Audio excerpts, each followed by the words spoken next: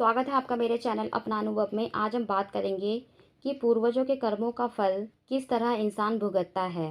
गीता में कहा गया है कि मनुष्य अपने कर्मों का फल इसी जन्म में पाता है, किंतु इस संसार में रहते हुए फल की चिंता किए बिना कर्म करते जाना ही हर मनुष्य का कर्तव्य है।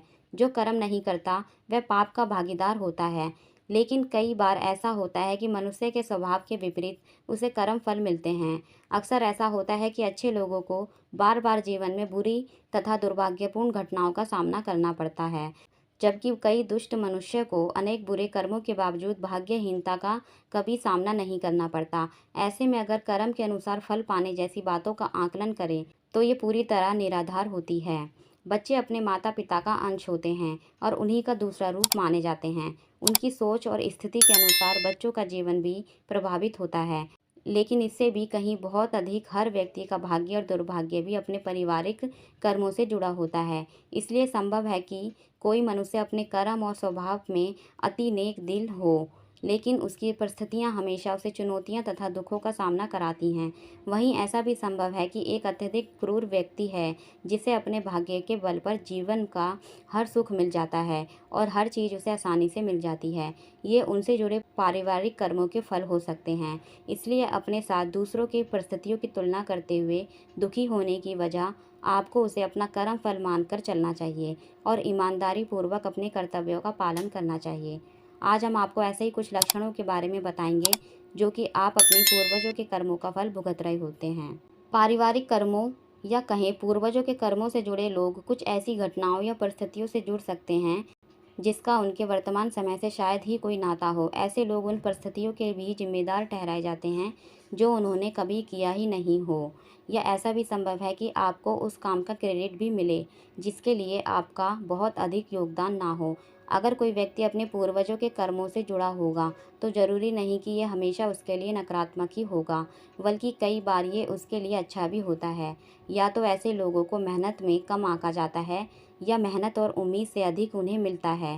ज़्यादातर ऐसे लोगों को परिवार में या तो उपेक्षा की दृष्टि से देखा जाता है या उनसे हर किसी की बहुत अधिक उम्मीदें हो जाती हैं।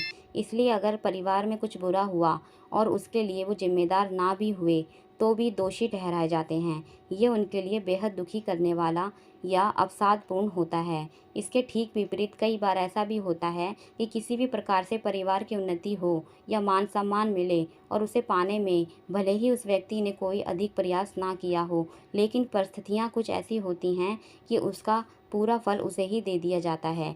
ऐसे लोग त्यागी होते हैं और जीवन में अपने पूर्वजों के आशीर्वाद से आगे बढ़ते हैं। परिवार और उसके हर सदस्य के लिए उनके दिल में एक विशेष मोह होता है। अन्य लोगों की अपेक्षा उनमें परिवार के सदस्यों और परिस्थितियों के लिए अतिरिक्त समझ भी होती है। जिन घटनाओं या समस्याओं का कारण और निदान परिवार के बड़े भी नहीं समझ पाते, उन्हें ये आसानी से समझ लेते हैं। ऐसे लोगों को जीवन में अकारण बुरी परिस्थितियां भले ही मिले, लेकिन हर हाल में वह उससे उभर ही जाते हैं। इसलिए अगर आपके साथ भी उपयुक्त परिस्थितियां हैं तो समझें आप भी अपने परिवार के कर्मों से जुड़े हैं। ऐसे में अगर आपको बेवजह प्रशंसा मिले तो उस पर बहुत अधिक उत्साहित और खुश होने की वजह अपनी वास्तविकता को याद रखें। इसी प्रकार अगर अकारण कुछ बुरा होता है तो दुखी होने की वजह सत्य को स्वीकारें। जो हो रहा है उसका आकलन करें और अपने दिल की सुने, चाहे हालात अच्छे हों या बुरे। अपने दिल की आवाज़ को कभी अनसुना ना करें। यही आपको हमेशा सही रास्ता दिखाएगा। और हितार्थ कार्यों को करते जाएं जिसके कारण आपका पुण्य बढ़े, जो आपको और आपकी संतान को लाभ दे। दोस्तों, आपको ये जानकारी अच्छी लगी हो तो प्लीज़ मेरी वीडियो को लाइक करें और ज़्यादा से ज़्यादा शेयर करें।